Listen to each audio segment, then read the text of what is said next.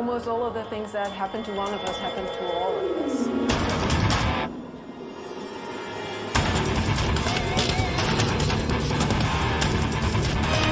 When I was young, my idea of making it was, to find a husband and get married and have kids and have a house. It's a little bit a combination of talent, charisma, knowing how to put up a show, knowing how to handle your instrument and being unique. Music is energy. Whatever you give comes back to you in life, but also in music and on stage.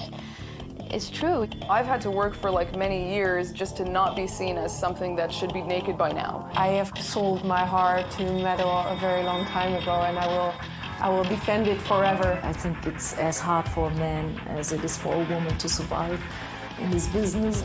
Is this a metal show or what, I never cared about the opinion of others. As soon as I climb on a stage, I'm someone else.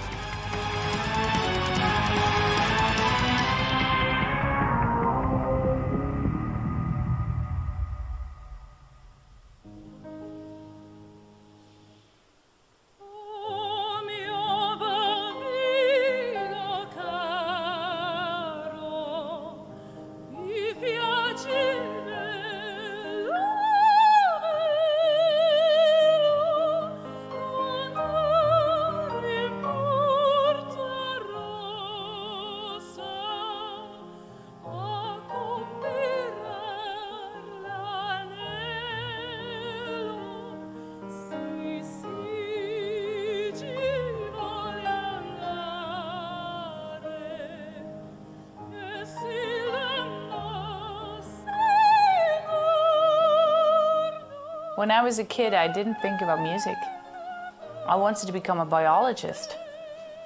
I didn't know exactly what it was, but I loved nature and I loved animals. I learned all the scientific names for animals and rescued animals and cleaned out the environment from trash. And I was a kid like that, and singing and performing was far, far away from me because I was super shy, the teased kid.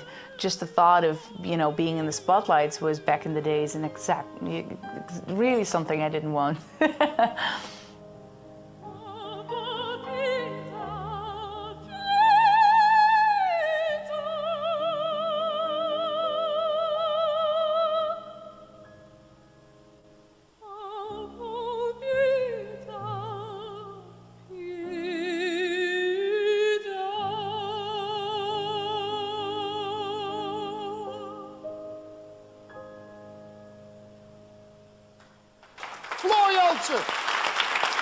It's very common here in the Netherlands that the children learn to play an instrument.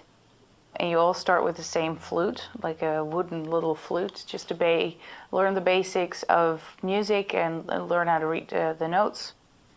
I played the normal flute, the blokfluit, and the querflöte. It's also the flute. This and this. I changed from this position to this position and did that about 7 or 8 years. I actually studied classical flute back then. I do nothing with it anymore. I was actually studying the coolest metal instrument ever, the clarinet, when I was a kid. I grew up just singing along with Disney movies and stuff. So I could sing like a princess, I guess. I had an old crooked guitar from my uncle Harry. And I learned some chords on the guitar, so I started writing songs. Then I discovered my the old guitar of my father, old acoustic guitar, and put new strings on it and learned to play some chords with him. And I think after I learned to play the first 3 chords, I tried to write a song. In school, I was always immediately in a school choir and in the school band, and I did all those shows where you could win prizes, and so I was on stage when I was about 11 or 12, and I loved it. On the last year, we always have a school musical, and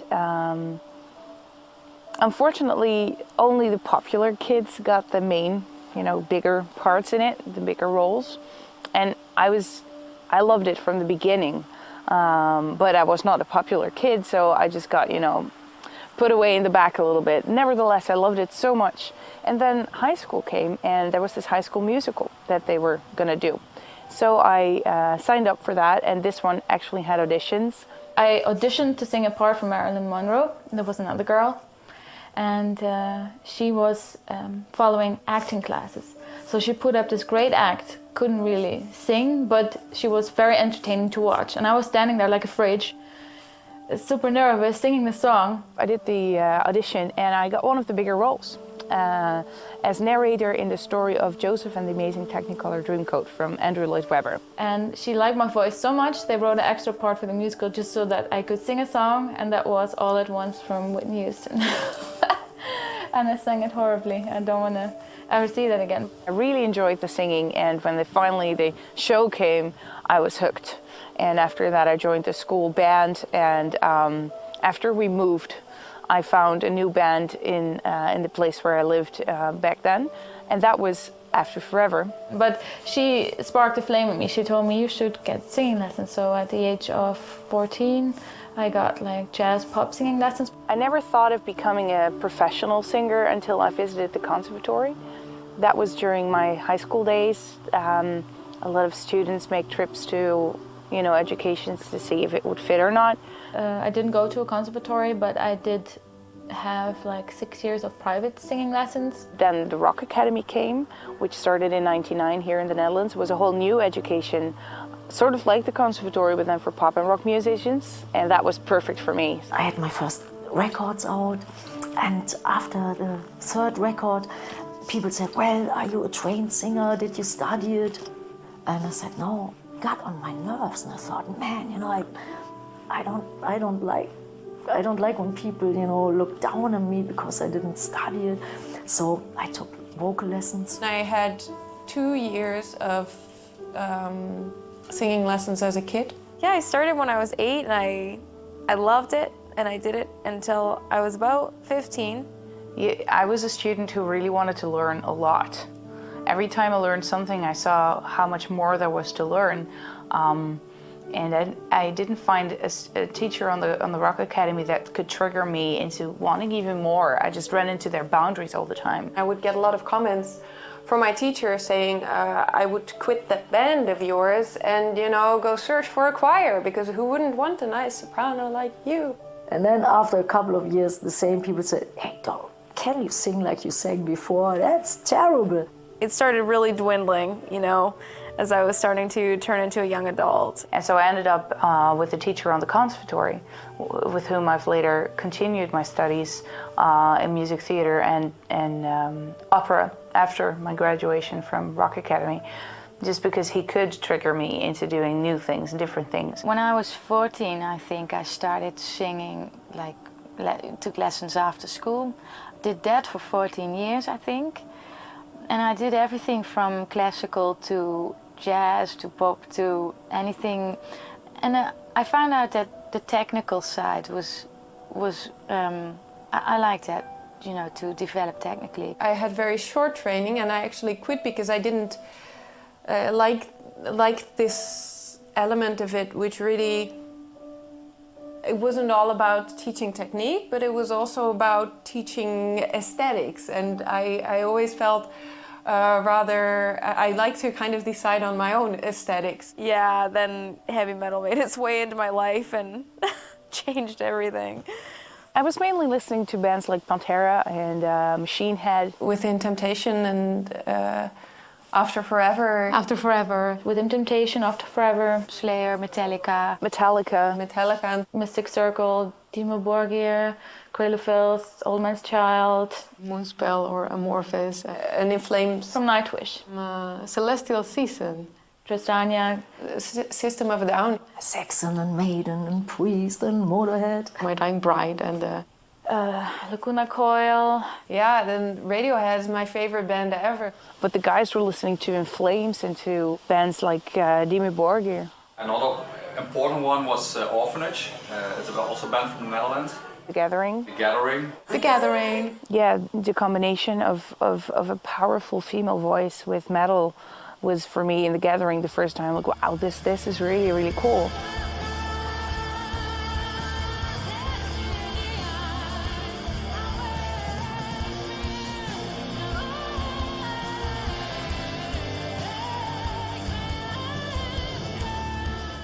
I also met them backstage. I was one of those, you know, really scared 16-year-olds, like, oh, I'm gonna meet the band backstage.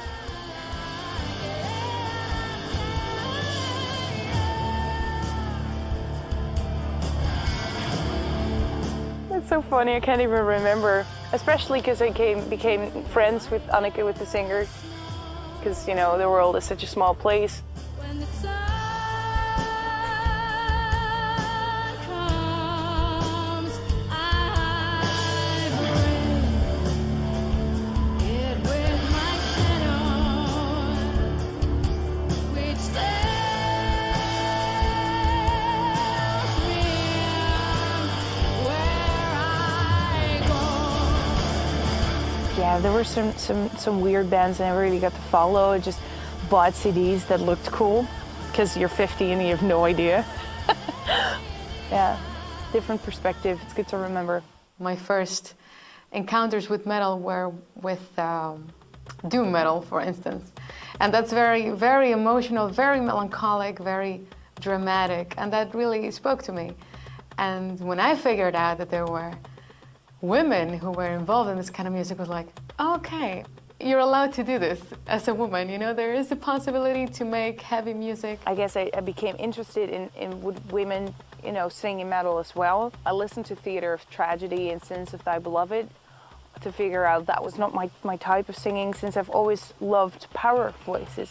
And Anneke van Giersbergen, the singer of The Gathering, has a more powerful voice. But I also listen to a lot of black music, like Aretha Franklin and Michael Jackson and Diana Ross, Marvin Gaye.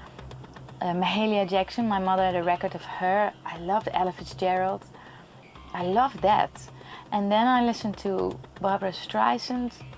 And so what all these guys have in common is that they are like proper singers. Like they're very technical, skilled singers. They make like long notes and they have lots of energy in their performance, in their voice, in the power of their voice.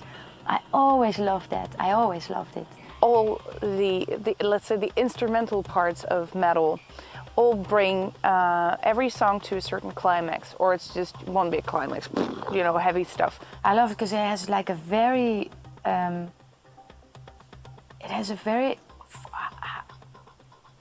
like a romantic atmosphere almost, because of the darkness in it. Not like romantic candlelight dinner, but you know, like they have something you want to be there when they play. You get sucked into the mood. It allows for everything, like including emotions and sounds, to be kind of larger than life. I like the extra drama that is permitted in metal. Not necessarily drama as bombastic, symphonic something, but more like that passion, that melancholy. That also the singers bring in power, nice interpretation, powerful feelings, and also power in their sound to emphasize the power and the heaviness of the music. So it's more that quality of, you know, of the dramatic, of the larger than life, and of the even the aggressive sometimes that really spoke to me. For me, I just really love the aggressiveness of metal. It's sort of like, I mean, if you take the aggression of punk and then you just make it like 1,000 times angrier and darker, but then you're also allowed to have like beautiful melody in there. You know, like metal is so open in that way that you can kind of do anything you want and it's acceptable. And I can't really think of many other genres of music where you have that much freedom. It's a bit more intricate than the stuff you hear on the top 40. And that appealed to me. I could properly dive into a song or in a band, you know, because they all had stories and they had something to say also about politics, about themselves, about their feelings, about social issues. So, yeah. The most important thing for me has always been the music, and in metal I can just do what I like most. When I started out, I didn't really have any major goals in music. I was like, well, this is cool, let's just see how this goes. Then once I, you know, got signed to a label and started having my CDs being recognized and people coming to the shows and knowing the name of my band, it sort of started becoming, okay, I want everybody to know the name of my band so that I can keep doing this and make more music. And I was satisfied with just like, if I can just like work a job to be able to survive and do my band, that's fine. This is what we like. We never made the music just to become as big as Michael Jackson. You can become a very big metal artist and tour the world and tour it again, and that's big enough for me. I don't need to become the next Pink or Madonna or, you know, Skunk and Nancy. But now it's getting to the point where, well, okay, I don't have another job, so I need to do my band to be able to survive. And honestly, I think that my goal, or like the peak for me, is just I want to be able to live a happy life doing something that makes me happy. Yeah, big like Pantera or big like Metallica, why not? I mean, that's the limits, I guess, within metal, but that's huge. That's fine. I wouldn't be unhappy if I wouldn't, you know, reach that level. I don't have to be rich.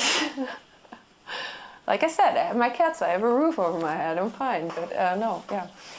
Making music with Arch Enemy makes me happy, and playing shows and writing songs and recording albums makes me happy. So if I can live comfortably doing that, then that's good enough for me. You know, I don't need to live in a big house or drive a fancy car or have a car at all.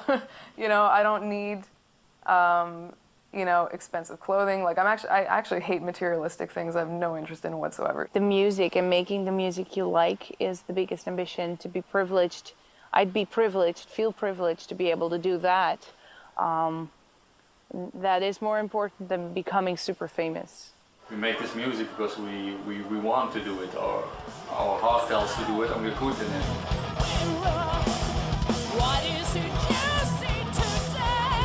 A reflection, yes. So there's no reason to change to a more commercial style.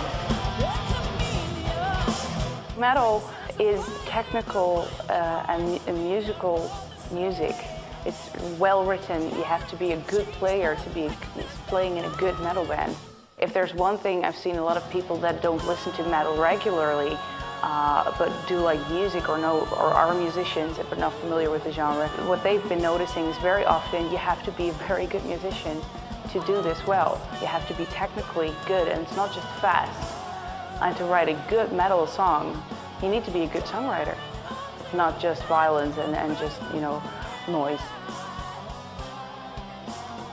Some people just assume, oh, metal is noise. Really, try to make it.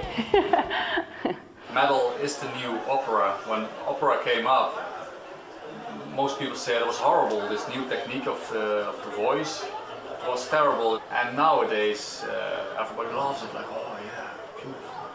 But I think the same is with metal. If you don't know it really well and you just hear the noise, then of course the people say, oh, it's awful. It's no music. It's just some shit. But the people who do know it and do like it, they know it is technically very advanced and really good. No time to ever go to waste. It's not that complicated. You're free to live your life at ease. Classical music in general correlates amazingly well with metal, especially because of the intricacies and how melodic it is and how it tells a story. The way it comes back, 2 sections. I think it's like the beginning of heavy metal.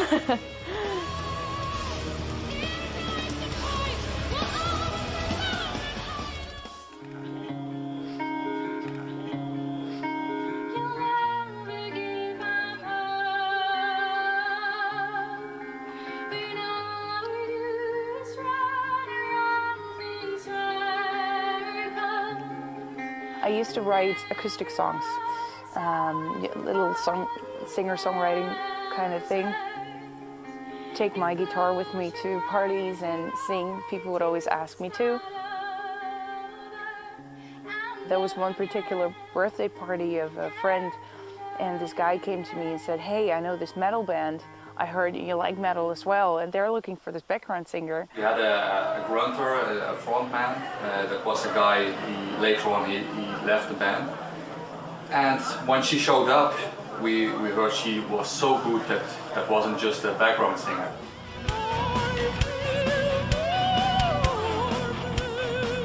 So just by saying I like metal and, you know, how to be the singing one, it kind of came together like that.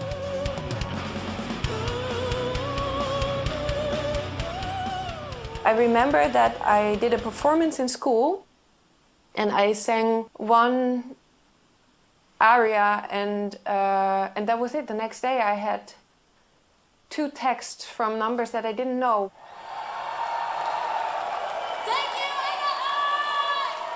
One was from a project in town and one was from To Elysium, and they said, our singer quit, can you fill in for her?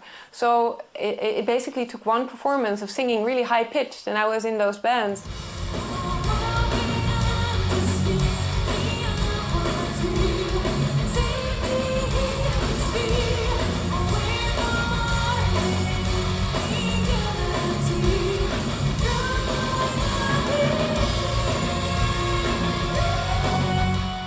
But I didn't particularly search for a woman. And she would have had a good voice and she felt the music. And if she would have been able to write the lyrics for it, we would not have been a female-fronted band. But we are, and Some things have to be the way they are.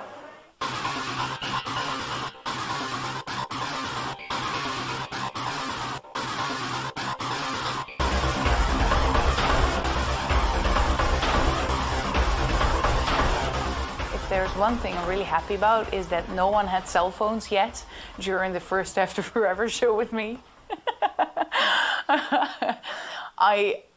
I was listening to some death metal at the time, and I had a t-shirt from Vader. It's this Polish metal band, and it was slightly too small for me. And I painted my hair black, pitch black, made me look like I just died. I didn't know what to do with makeup all that well yet, and I for sure didn't know what to do on stage. I think that was still in my background position, that you know, we still had the grunting singer as the main man, and so I would get up every time I had to sing, and when I was done with singing, I would sit down on a speaker or something and waited until I could, you know, get back on my feet. My first show with Arch Enemy. So this is a big deal for me, right? This is my first time I'm going to be playing the songs that I wrote for Arch Enemy and the old songs that I've loved for years. So our bus breaks down on the way to that show twice. The second time the air conditioning breaks down, and we're in like Turkey. We're going like through Turkey and like in Romania, and so it's boiling hot. So we're just drenched in sweat, like we can't even move. It's super hot. Plus the drive to get there was 24 straight hours. So we're in this boiling sauna for 24 hours. So then we get there, but because the driver was crazy, we got there about 6 hours late. And so we got there like half an hour before I had to get on stage. So I went from being like in this enclosed vehicle with no air, it's boiling hot for 24 hours straight, to half an hour to get on stage and do like probably the most important show of your life. In my recollection, there was no show between that show and another at exactly the same place.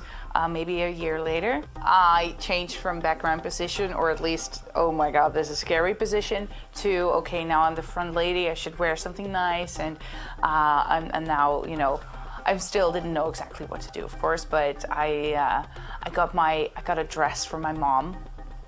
I was so proud of it. She used to wear it. I wore it at that show. I didn't know it shone through a little bit, so you could see my underwear. But at that time, I didn't know, fortunately. I just thought I looked really pretty, and I had a little more, feeling of security there. And that was my first front a metal band kind of thing. I already did a lot of headbanging, which is funny because now I know a lot of people know me because of that windmill stuff that I do with my head. I still love to do it. It's still part of the whole metal vibe or something, but yeah, first show, I absolutely was way too shy for all of that.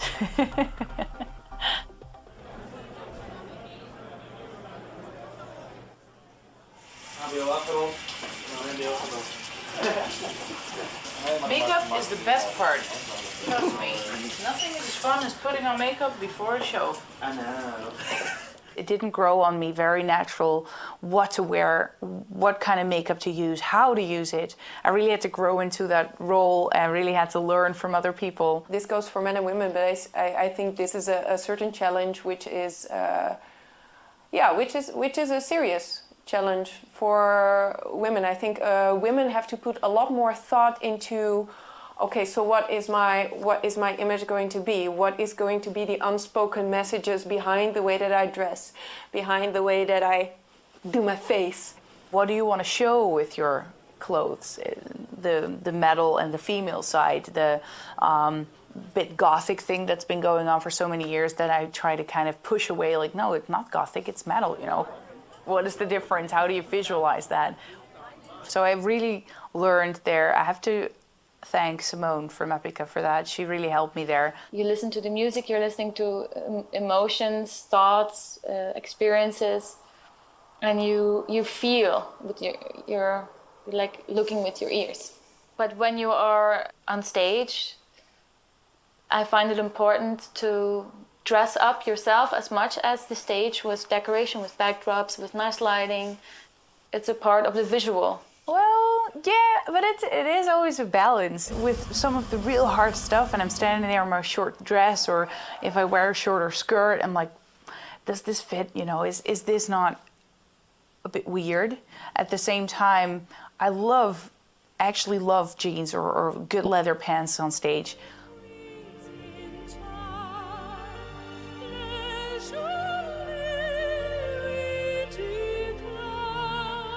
But if you do a ballad or something more melodic, it doesn't fit. So you need to find a balance indeed between the metal and the, you know, the looking cool part and the feminine, more, rounder, melodic, nicer element. I know that from other colleagues in this genre, female colleagues, that it's always been a bigger challenge for us than for male colleagues. Male colleagues also look for the good looks, but somehow it's easier for them. There are some men that do have to take care to, you know, present themselves for stage, and then there are some women that don't care. So for example, Doyle, he has a look that's very recognizable and iconic, and so if he was to go on stage without that look, it wouldn't be the same show for a lot of people. And it might seem silly because it's just like hairstyle and makeup and working out every fucking day, but it's actually important, and that's what makes a good show. Luckily, our guys also have all a good taste, even though we've all aged. So we become older and you present yourself in a different way. You see things in a different light, but I find it important to make the visual as nice also as the music. The objectification in general goes for men as well as women. I mean, in Dutch we say, the eye also wants something, so you can be a good musician, but you know. There is a certain amount of bullshit that women do have to take just because we're women. I have found myself in serious fights over things that might seem trivial to other people, you know, like the few inches that they photoshopped off my thighs. I would get infuriated because this for me is playing along with that circus that teaches people that they should look a certain way and not differently. And I think, will my music sound any different if my thighs are... No. I've never felt exceptional because I'm a woman. I've never felt I'm getting more privileges because of it. I've never used my sexualism to get any benefits. And I actually find it very annoying that a lot of people try to emphasize the difference between females in metal, you know, towards men. Yeah, sure, there are differences. Yeah, plenty. But by emphasizing it, you'll never get to this level. And especially, I think ladies do it just as much as men do. Hey, I've been in a metal band for 14 years. Doro is celebrating her 35th anniversary. Women in metal is not a new concept, and we learned how to be ourselves in a group of men, like maybe girls do in the army or other types of work where there are more men than women. The fact of the matter is you're still female to the rest of the world, you know, and that means that you're a target for certain things to the rest of the world. Even if you're wearing a snowsuit, not showing any skin, with no makeup, shave your head, you're still gonna be told to take off your clothes because you're a girl. I do say that if you are one to follow whatever your higher manager or your A&R person or your and once again, this is not name calling, this is just from experience from working with a lot of different people. If you're going to do what those people want you to do, you'll probably be wearing push-up bras your entire life. And not much more, might I add. My roommate is a great example, Justine from Blackguard, okay? She seriously works harder than most men that I know in the scene. She plays drums better than, I think, 99% of any drummer I've ever seen in any band. She loads all her own stuff. She takes apart her kit, she puts it back together, she helps the other bands put their kits together. But then she'll still get, oh, are you the merch girl? Or, oh, whose girlfriend are you? There was this cover some time ago of a magazine, a French magazine. I don't know what exactly it was, but there were singers of, well, female singers of metal bands on the cover. And they were together and they were painted as the Last Supper. But we all got accessories. And, you know, some of us were undressed, painted, and, you know, we got pasties on our boobs. I had the pleasure of being completely naked with a pile of cocaine in front of me. And there were a lot of girls who were outraged about that. And there were some girls who said, "You girls don't have a sense of humor," and these girls who said, "You don't have a sense of humor," these are the girls that also made the statements like, "Oh, you know, I'm just one of the guys," and it's kind of like, don't make an issue out of this gender thing. And I was really stuck in between, because I do have a sense of humor. Then again, I would have appreciated the guy asking whether he could paint me naked in front of a mountain of cocaine to be on the cover of a magazine, you know? In the 80s, it was like you had to be careful about like not showing too much skin, or, you know, otherwise you would be in that corner, like the bimbo kind of stuff. It was my first show on the Judas Priest tour back in the day, and I had brand new stage clothes on. And they were done, like, especially for me, like really nice and tight and stuff. So I had like a beautiful top on, and then I was headbanging and jumping up and down. And then I was, you know, pushing my fist in the air. And then my bass player, he came up, he said, "Doro, look at yourself." And then I said, "What?" And then I looked down, and my top, it broke. It was like, just like, yeah. And then I thought, oh my God, it was just a couple of seconds. And then I turned around, maybe 10 seconds. And, you know, I just like tried to, you know, put it back together. So I came to America, my first trip there, and I walked into a record store, and then I said, "Oh, you know, can you sign that nice poster?" And I said, "Oh, sure." And then I opened up, I think it was Kerrang! Magazine or something, and it was the big poster of me, like, you know, like nothing on, you know, like just the breast. And I thought, oh, and I thought, no way, man. I wanted to be taken seriously for our nice metal and not for that.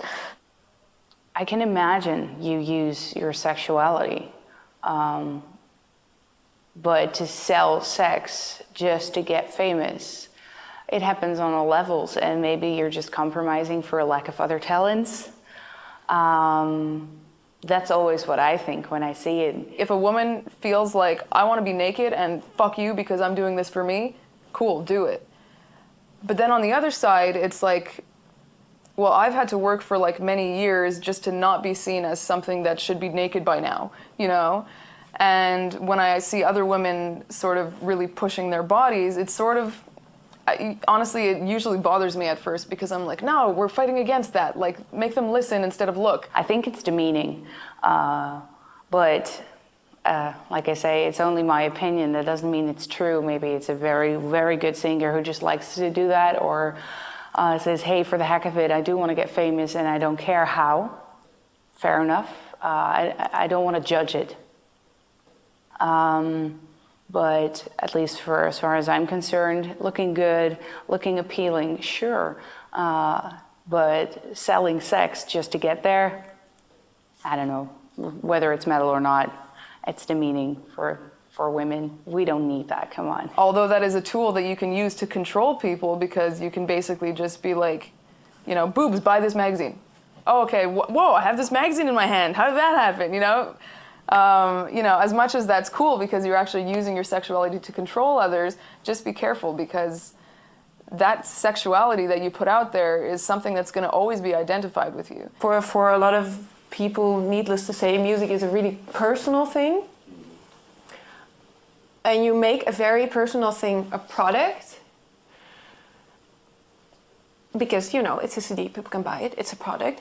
If you make that very personal thing a product, it's very easy to, and of course then you sell images of yourself as well, then it's very, very hard to even keep from objectifying yourself. This is actually, I just recently, 3 weeks ago, I got this tattoo, and it's my first tattoo. Congratulations. Thank you. And I was very, very proud of it. And I thought, shall I put it on the internet? Shall I put a photo on it on my Facebook page? And I think for the first time, I thought, this is something that is for me.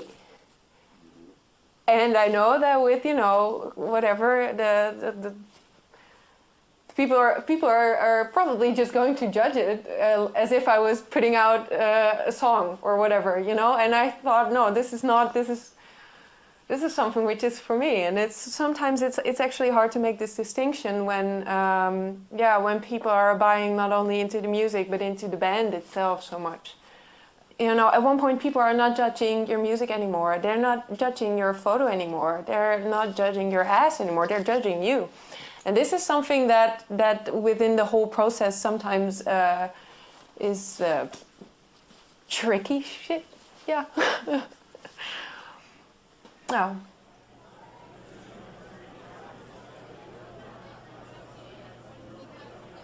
"10 to 15 years ago, it was a relatively new phenomena, late 90s, more ladies fronting metal bands. Of course, it's not an entirely new thing, but there was a different type of music attached to it, a different vibe to it compared to the early 80s with Doro and Lita Ford and more the heavy metal genre. And more and more bands came and maybe had a bit of the same sound in the beginning. First it was called Gothic metal, a name I didn't understand either. I like female-fronted metal a lot more than Gothic metal, to start. I don't know if that's something that's very used in America, but in Europe you hear that a lot. And that, I think, doesn't say anything about the music at all. That's outdated. That's outdated. Female-fronted metal. Nowadays there are so many metal bands with a female singer that it sounds weird saying it's a female-fronted metal band, because you don't say that when a guy is singing.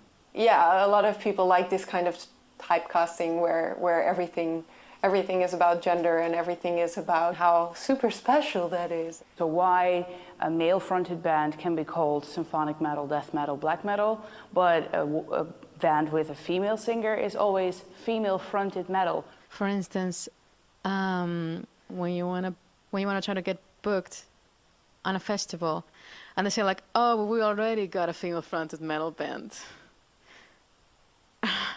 I'm like, yeah, okay, well, you have a lot of male-fronted metal bands, so that shouldn't really be a problem. I think if we would focus more on the music itself than on the gender of the people on stage, that would be the best thing to do. Like, I don't regard my gender, my identity. Like, there's a whole lot more to it. Yeah, Epica is a metal band. We're not a female-fronted metal band. We got Mark, who's also singing, and like I said, I can burp like a man, so. Maybe the origins of metal is a bit more male-dominated than it is today, and that means that it still is a male-dominated scene.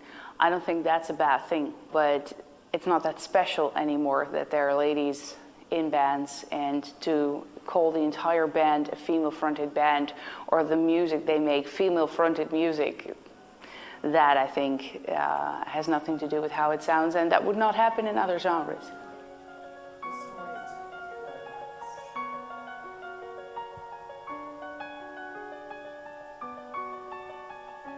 True hearts, true faith. You know, girls generally don't want to be gross and dirty, and sometimes guys are okay with that, you know? Like, we kind of want to take showers, we kind of have to, like, put on makeup sometimes, and we want to, like, have some privacy to change our clothes, and, you know, little things like that that you don't necessarily think about. But they are an issue because you're a band of people together all the time in a van or in a backstage or in a bus or wherever. Like, it's different, you know? We're a different species almost. We need different things.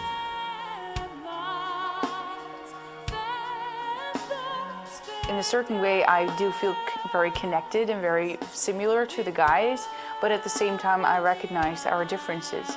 And I don't find it necessary to emphasize it anymore. Like in a normal relationship between men and women, we all know the differences. There's always a little tension, a little game of, you know, there's always a difference, but that's fine, and you just learn how to deal with that. I was always one of the guys, and no big deal. And when people want to degrade you to just being a woman, that sometimes, you know, that makes me, you know, like, makes me laugh, actually. On the other hand, now we're touring all over the world, and we tour in many, many different countries where you can definitely feel, man, there's a lot of stuff going on that women are totally not equal to men. In some countries you can really see that, and in some countries I couldn't even, you know, go and perform. It's like, you know, I hope that would change, but yeah.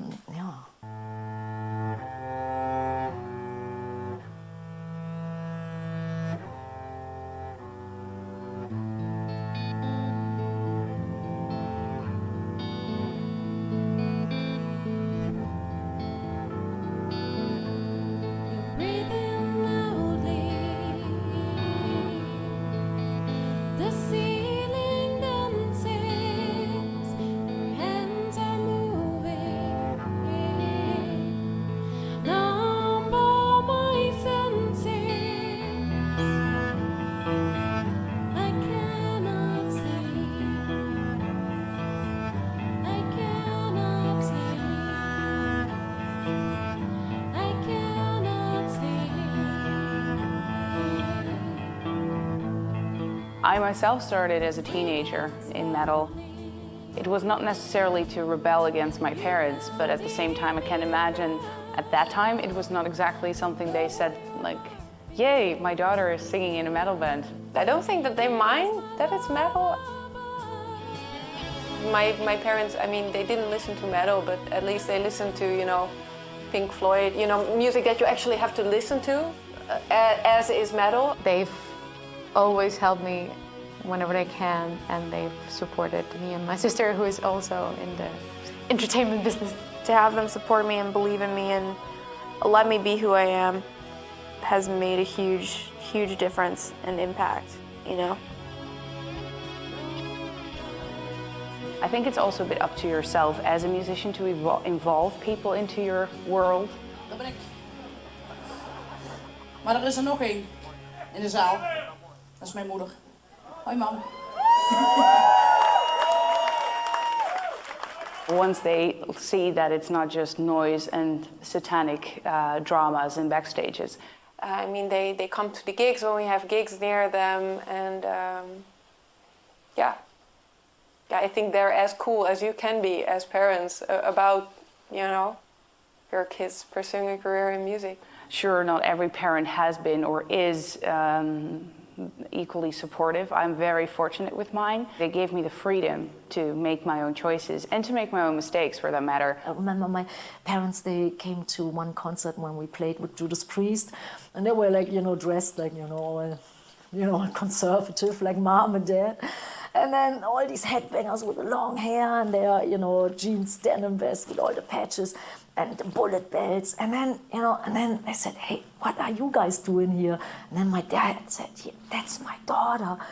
And all the fans said, oh, really? And then, and then they had the best time. I wonder how dads look at their daughters when they do all that stuff. Like, yeah, my daughter growls now, My parents weren't so happy with my decision of quitting high school because they thought singing in a band would be a phase, like many teens go through different phases, and they thought, oh, she might not be happy with her decision one day, and parents like to guide you.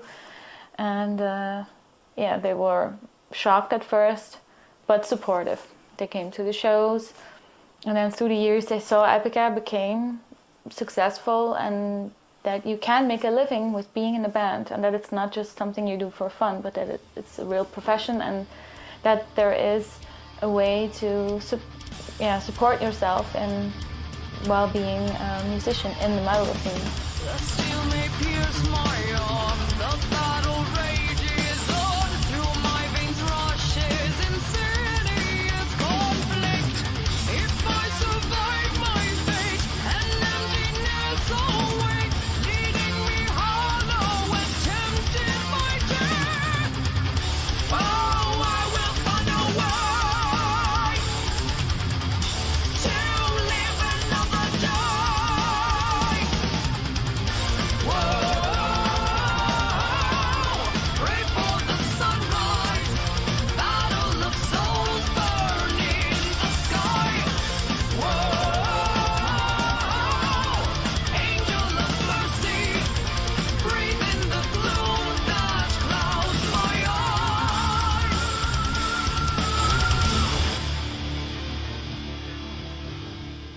After Forever just stopped. And at the same time, the first economical crisis started. There was no work for me as a singer. Where I had tons of projects in the summer before, there was nothing going to happen.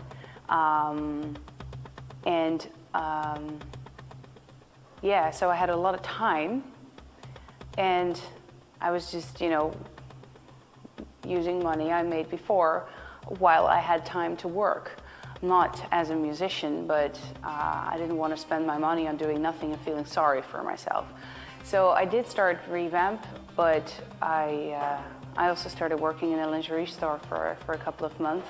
I have done dishes, but I have done dishes in the most fancy restaurant of the Netherlands. I have done data entry for a year. It made me brain dead. I had a real job up until like less than a year ago.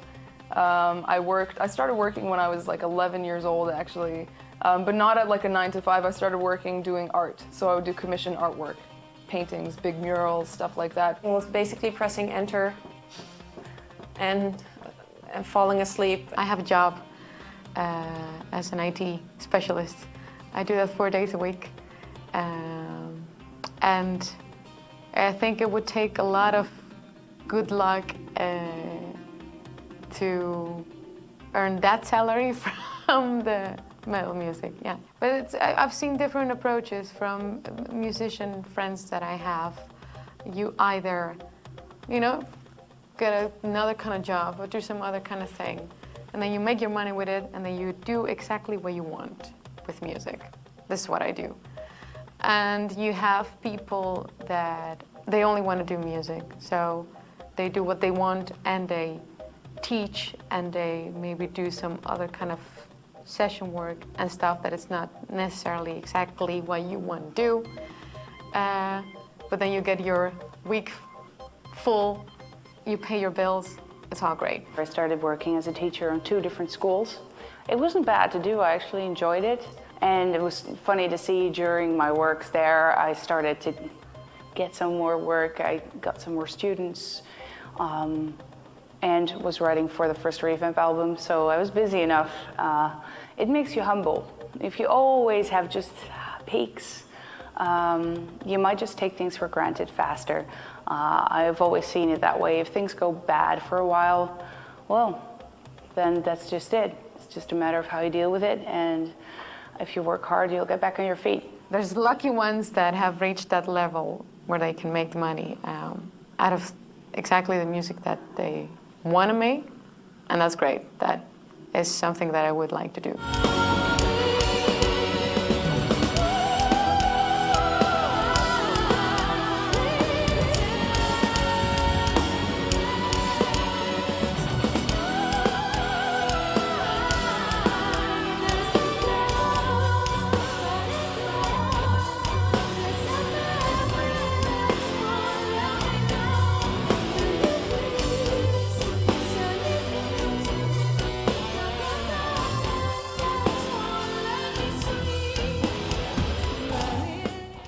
Hey everyone, this is Marcella from Stream of Passion. I'm doing this video actually on request of my friend Grace Meriden, who wanted to learn more about the Lax Vox technique, a technique that helps you relax your vocal cords and help you sing in a more open way. And since I thought maybe some singers out there could be interested in it, then I'm just gonna put it on YouTube, and you can all take a look and maybe work with this technique because it's amazing. I'm a bit of a vocal nerd, and I really enjoy knowing how everything works, and it gives me a lot of pleasure to have that moment where you think like, right, so when they're, because singing lessons can be very abstract, you know? They can tell you like, sing more like to the front of, you know, like sing more towards your face. It's basically you blow into the tube as if you were making an ooh sound. And you blow like this and you make bubbles on your tube, like this.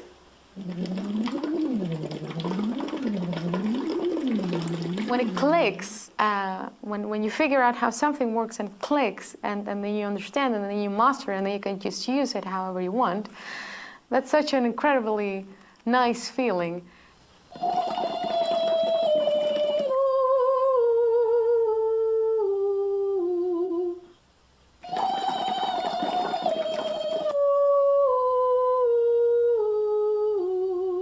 By teaching others, you stay in touch with vocal technique. You're very aware of what you are doing because you want to explain it to someone else. I'll do a little example, just a little singing. All right.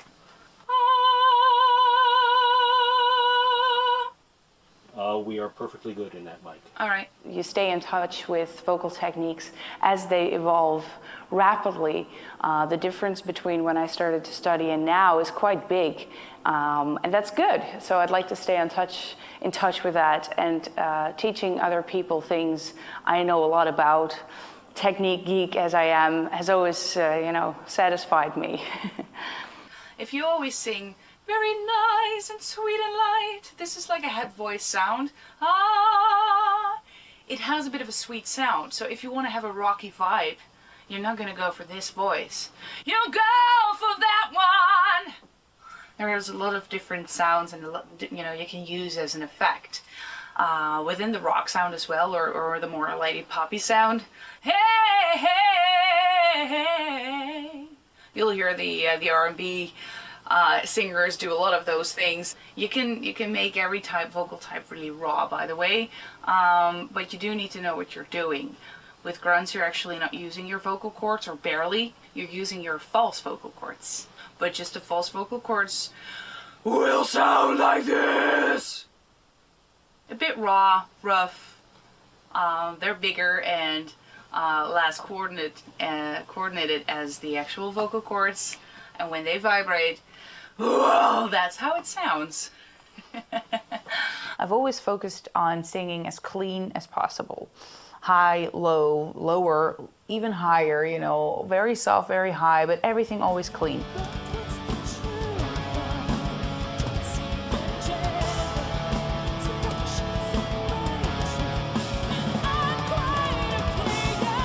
Then I tried to use it in different genres.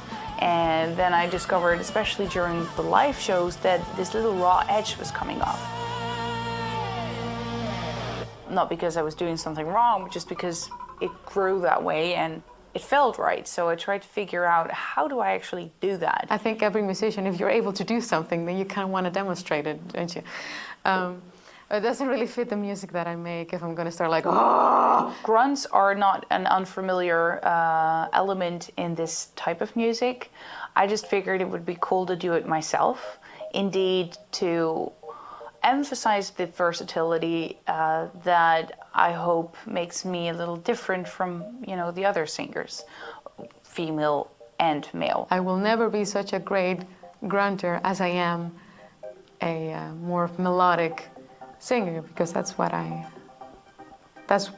that's how I can, you know, share my message the best. My vocals are pretty much just pure emotion. I mean, growling is like very much like, this is the word that I'm saying to you and this is how I'm saying it to you. And it's a very, very complex form of vocalization as well. You know, it's not easier or harder or whatever than clean singing. To me, they're the same.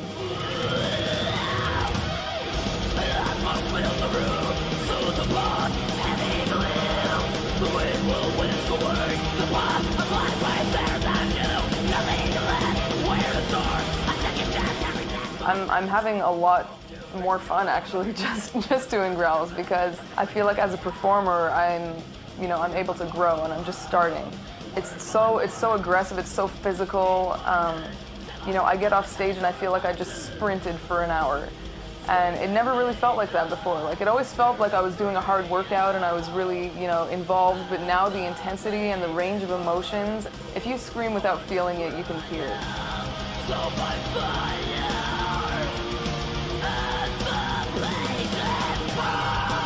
Every type of singing, whether it's high, low, soft, loud, clean or distorted, I understand what I need to do to make the sound.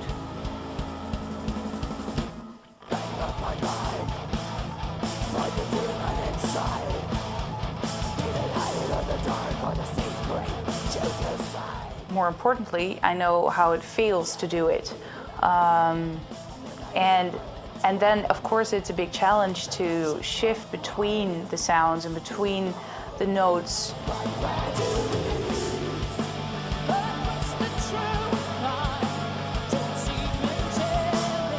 I'm happy it looks effortless on stage. That's good to hear, because it doesn't feel that way. It's definitely, you know, a lot of, okay, now I'm doing this, now I'm doing that, my body needs to do this, my body needs to do that, because my body is my machine, you know, I need to push the right buttons there. I wouldn't call it a trick, but it's a technique, you know.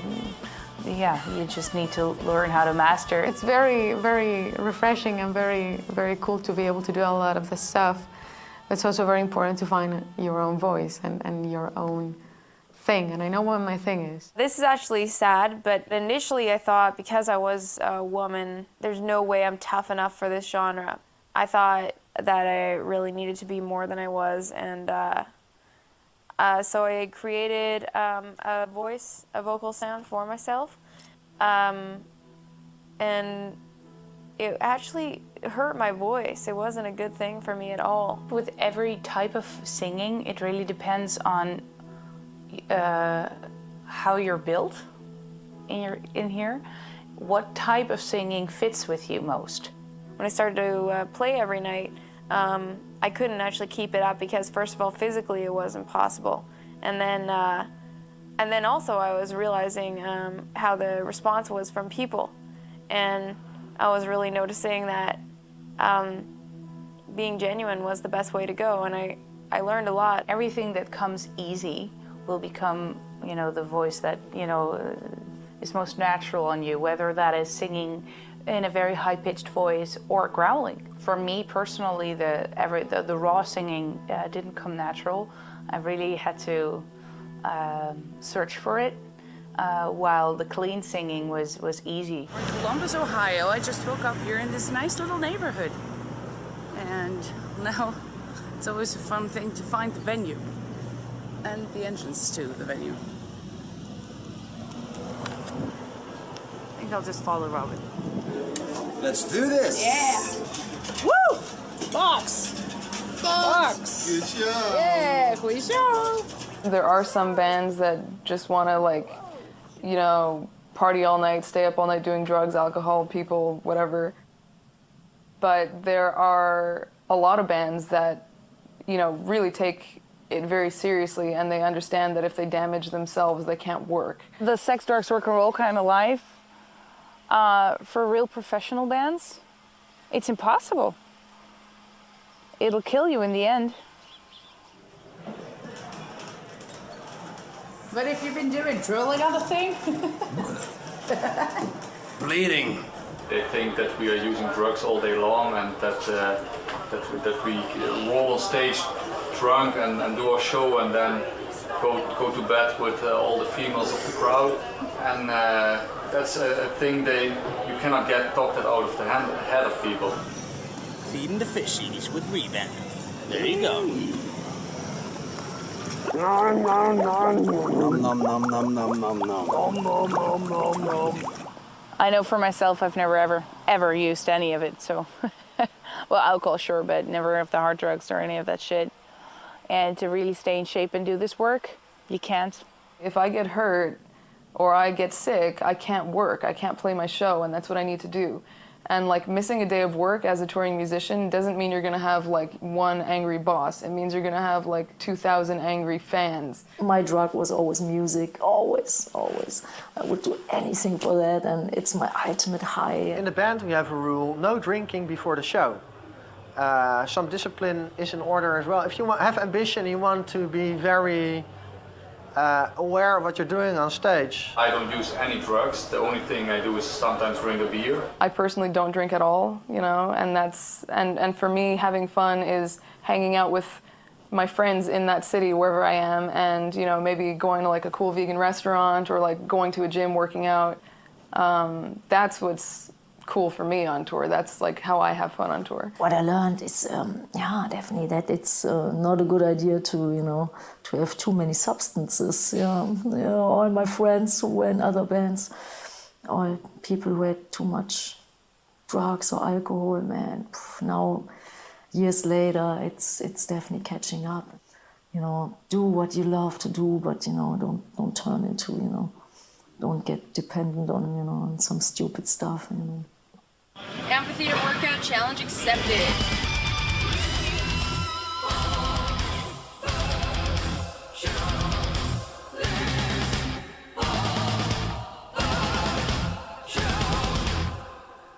I've always been a bit of a sporty person, but the older I get, the more I feel it's really important. Not just because of aging, but also because of experience. Being in a good shape is making your condition better, so you'll fight off all kinds of viruses and easier, because you don't want to pick up every cold that's hanging around you. When your energy is down and when your condition is bad, you'll be more receptive for all kinds of diseases. So I've been burned out, not as bad as Floor has, because I know her and she had a bad case, and she had to also learn from scratch again how to take care of yourself. Hi, this is Floor from Revamp. Wanted to leave you a bit of a more personal message. Looking back, the first symptoms were a lot of throat infections. Of course, a singer gets a throat infection. I could have had anything else, but it was always my throat. I didn't feel it ever had anything to do with how I sang or with, the fact that I used my voice a lot. That was just, for some reason, a weak spot. Some people say it's because you keep emotions here. When you have too many emotions you don't deal with, this becomes a weak spot. Whatever the truth was, I kept on eating all kinds of shit to get rid of it again. Because of course, the thought of taking it easy and heal naturally never occurred to me. So that happened, but then I had quite a long holiday. It was the summertime and I got back to my almost normal energy level, I thought. And we went on tour, everything went well. And I think November 2011, 2011, I went to the doctor saying I'm so tired all the time, and every time I do a bit too much, my temperature rises and I become feverish. They checked my blood, it was all good. That was beginning of November. Late November, same thing, it kept it became worse. I went back to the doctor, they did another check. Couldn't find anything, went back to work. Then it was the holidays, I had 2 weeks off, and the beginning of January I felt pretty good again. But then I started to work, and after a little bit, I got the symptoms back, super tired, high temperature, and I started to get less and less air. I had the feeling I was just not breathing normally. And I remember going on a short little tour with Revamp, with Epica, and I was in England for the first time with them and realized I sort of panicked. I started to panic about things. I couldn't control anything anymore. Shit, sorry.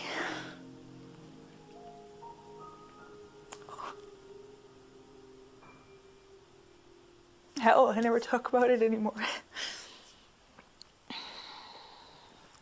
You need a minute? No, it's okay. Wow. I'm so angry about it.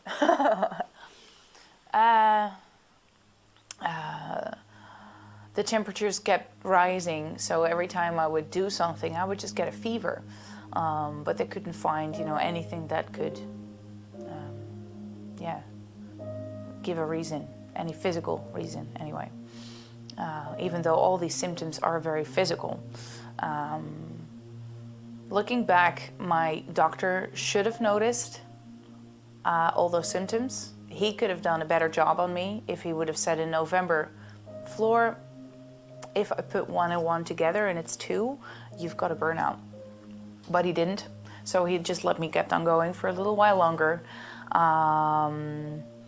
which I truly feel caused more recovery time, because by the time I stopped working, I was so tired. I couldn't think anymore. I couldn't like anything anymore. I couldn't breathe anymore. And I had a constant fever, which makes you dizzy and tired, and terrible feeling, terrible state you get used to. You get used to feeling so miserable.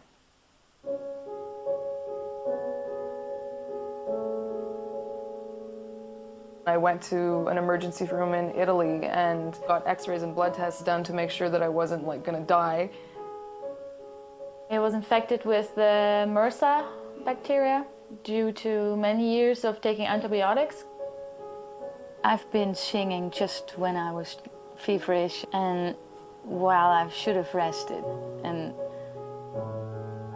I learned now that every little symptom you might have is one.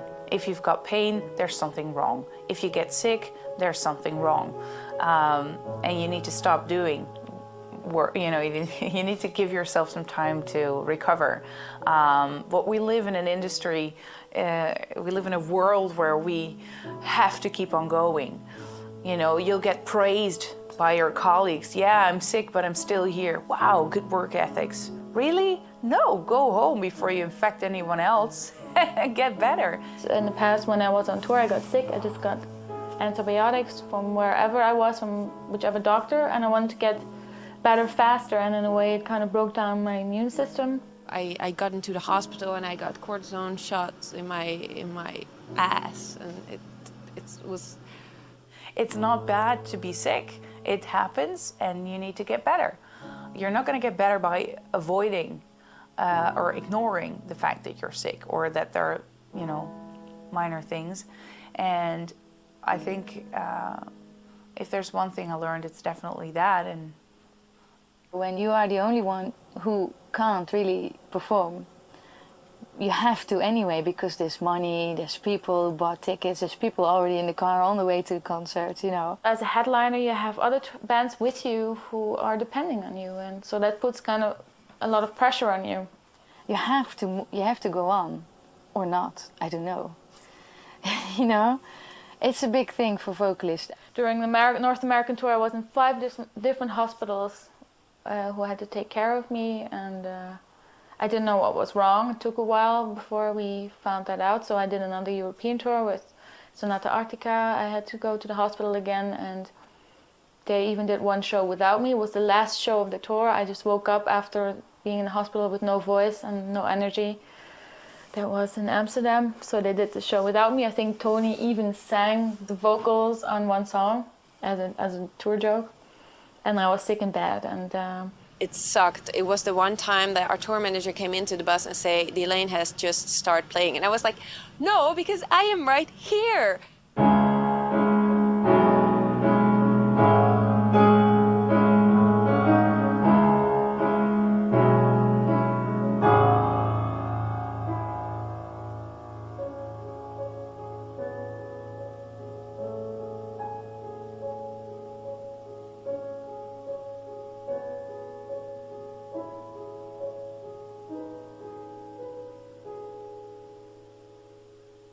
Why did I get my burnout now? Why did I not get overworked any time before? Because I've been working really hard for many years and always loving that, by the way. I even need a certain amount of pressure and stress and work. It's all or nothing. And when you give it all, then you're going to have to keep giving it all, and it's going to go faster and faster and harder, and that's what it is. And every time I'm like, okay, I'm going to burn out, I'm exhausted, then a million more things pile up that I have to do. There's no top to this mountain, you just keep climbing up. What was different in the period before the burnout was that I started to do a lot of different kinds of jobs.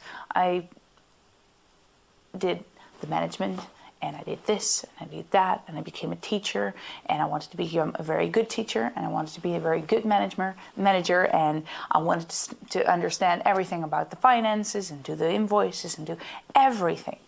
I wanted to do a lot of things I'm not good at either, but just because I felt that I had to do it, no one else could do it better than me, I had to do it, and I'm a huge perfectionist. So all those things that I was doing needed to be done perfect. And I'm a good singer, I'm a good songwriter, I'm a good performer, but I'm not a good manager.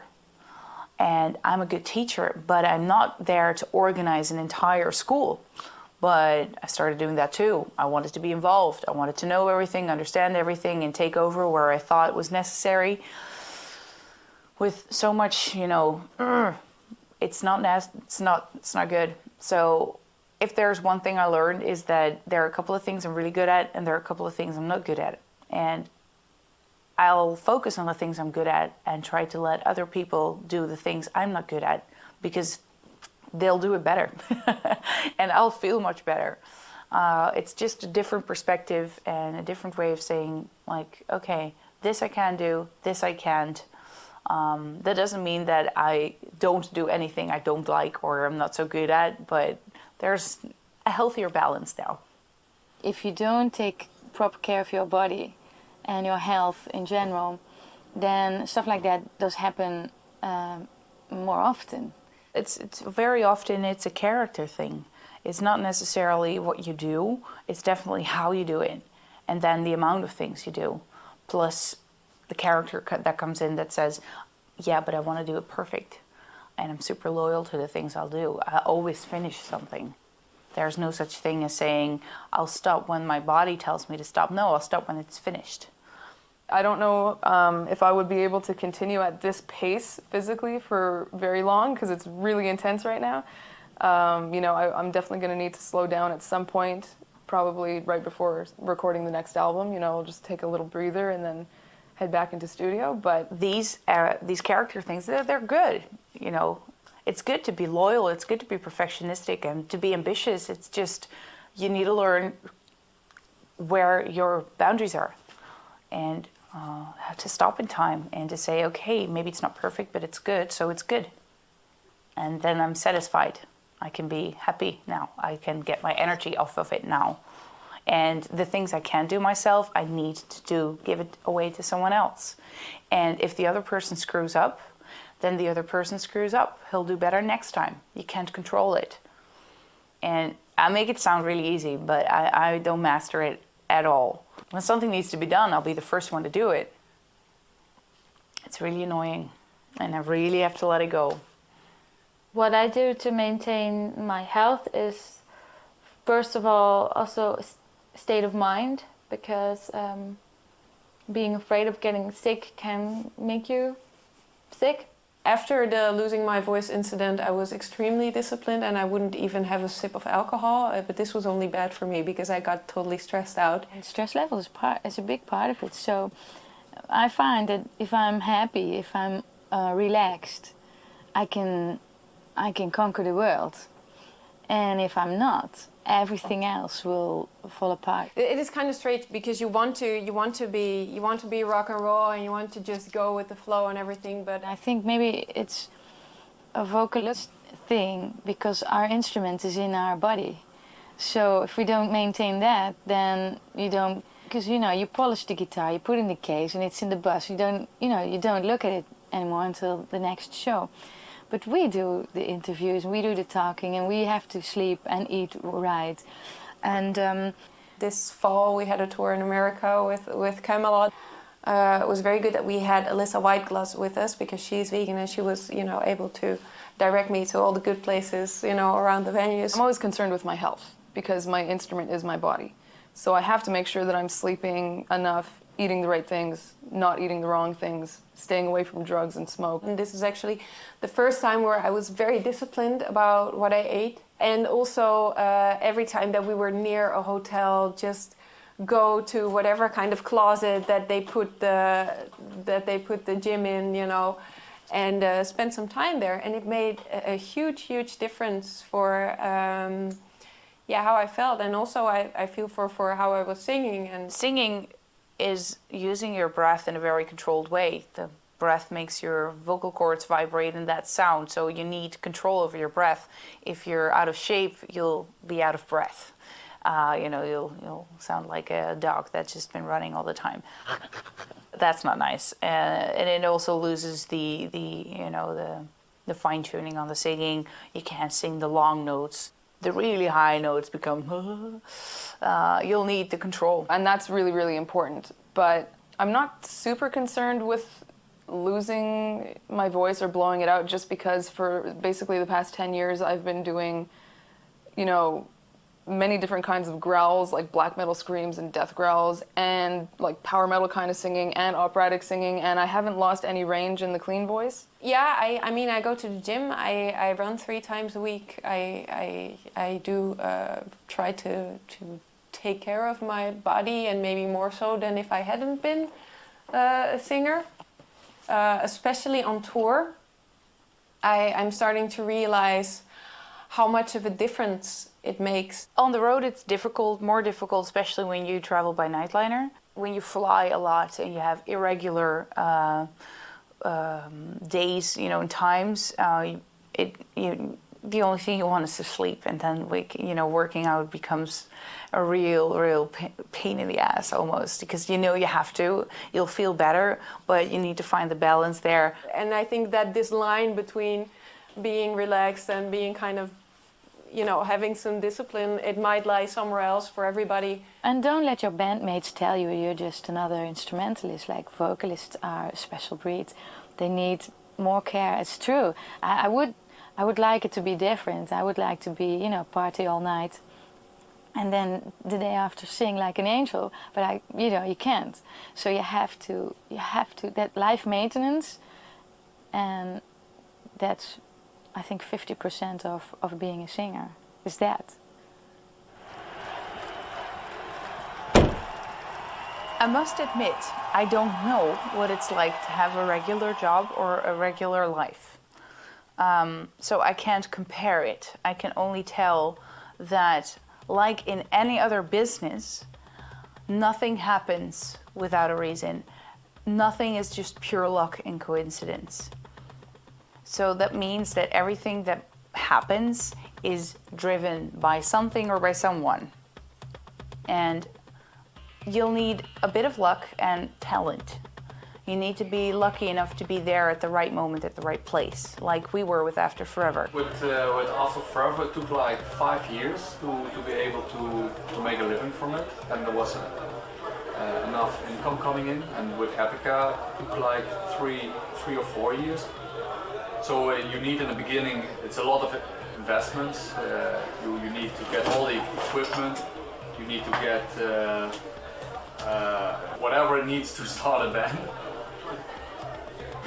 once you have everything together, you can start getting out of the debt. This job, I consider it a job. Some people don't consider it a job. I do. I earn my money with it, so it's my job. And you have to, you have to be careful. And it's not a very structured work load you have. It's like touring. It's like it's in blocks where you are very busy, and where it's not so busy. So you have to be aware of that, and your situation at home. You should accept that as well, of course. So that's very important. We can pay each other a monthly salary, and so just like everybody else who has a normal job, even I mention it like this now. But I see this also, of course, as a normal job. But the outside world doesn't, and so it's just like any other job.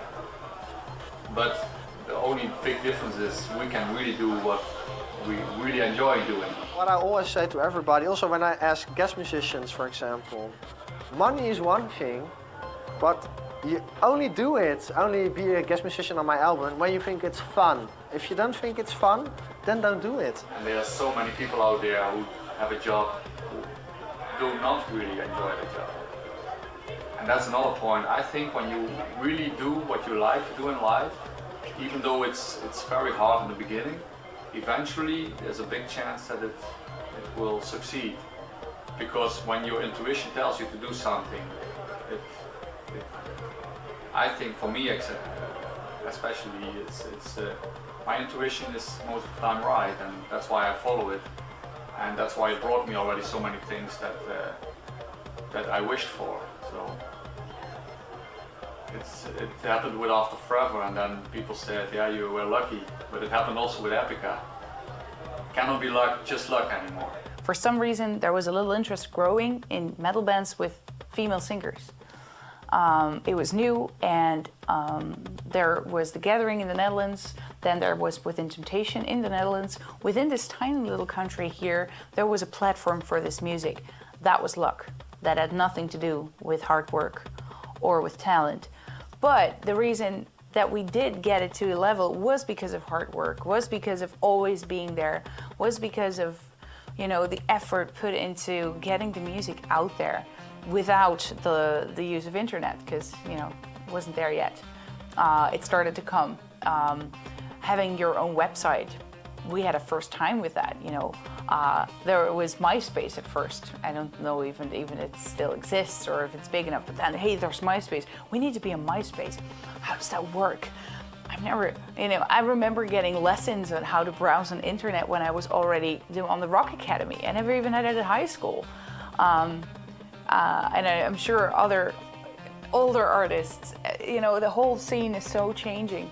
But before I go to that, what do you do?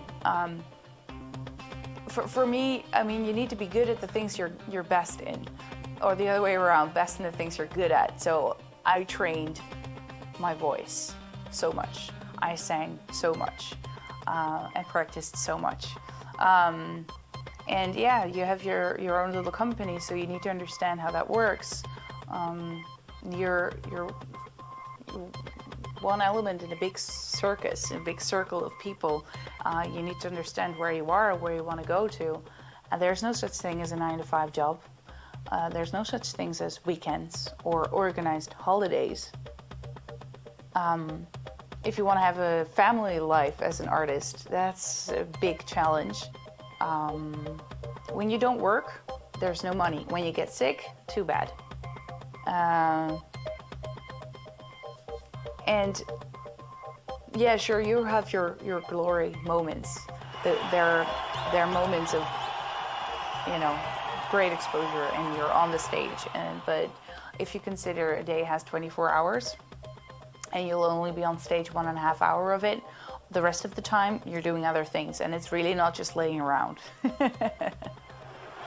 Metal is not the genre with the biggest audiences compared to a lot of other genres, so also financially it's not much of a guarantee there. It's really more of a dream. I mean, you can set a dream for yourself. I want to become a professional metal singer. I think it sounds a bit like a dream because it's a very tough industry. There's a lot of competition. The scary thing is you can't disappear in this industry, especially when you're growing. It's very vulnerable. It's a very vulnerable place to be. You can't just take a break. First, it's like you build up your reputation and your name, and then maybe when you're 30 or at least a decade into your career, you start making enough to survive. Are you guys ready to rock to death? You need to stay and ride it and work it as much as you can.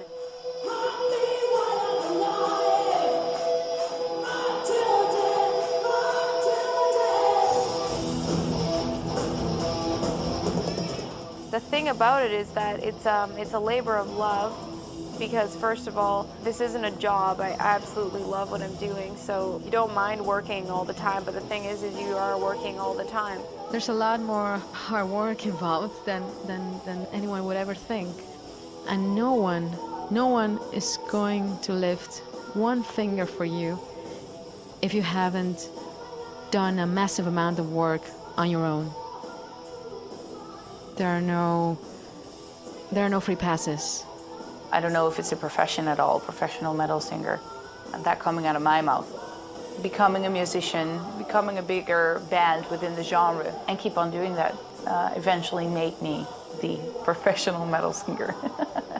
You know, I've done metal always sort of by my own rules.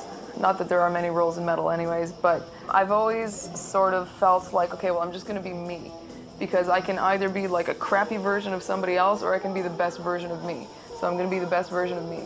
You are putting yourself out there as an example somewhat for people, mostly other girls and younger girls. I have been having a lot of reactions from mostly girls that say, wow, the way you've been singing and your performance and your style has been very inspiring.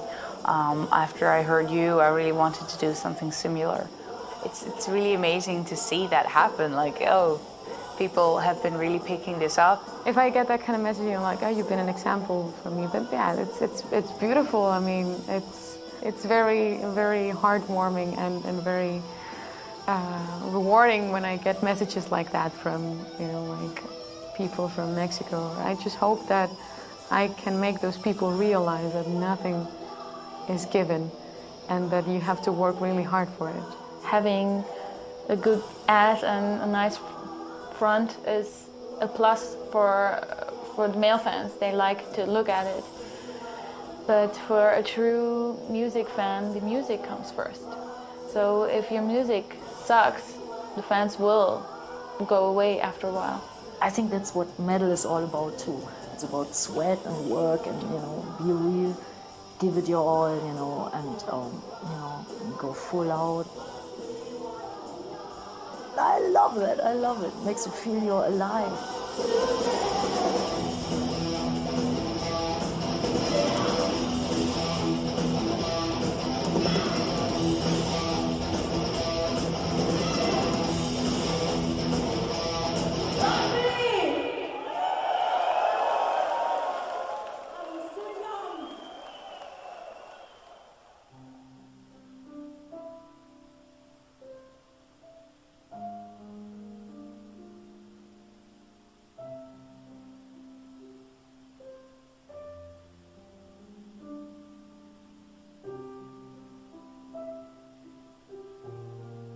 I have a good connection to all the female musicians out there, or to most of them. We are usually really great friends. And I always feel I can call my best friends. If there's something, or if there's a problem, you could always, you know, call and get some good support, good advice. And, you know, yeah, we do that actually a lot. And, you know,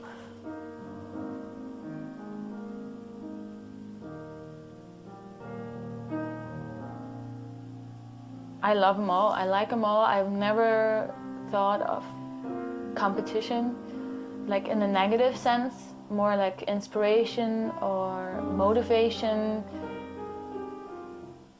what's the use of trying to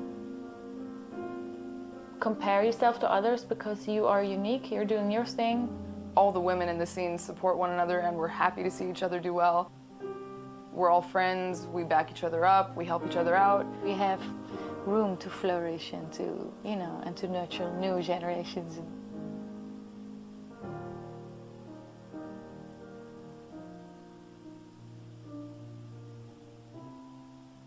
Music can be something that if you feel a certain way and you listen to music that says exactly that or maybe worse, it can be so good for the soul, you know? I really, again, see it as a privilege to be able to make metal and really, you know, be successful in it and also financially successful enough to make a good living out of it.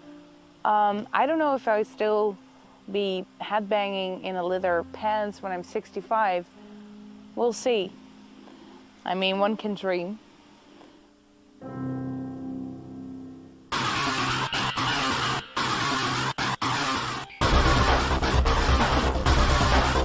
These make a terrible roadie.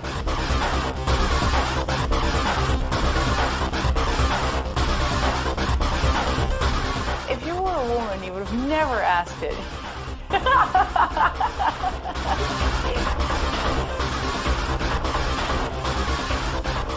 Am I enlightened?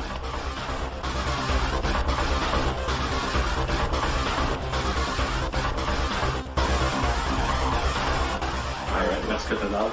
The name of the band is Blackout.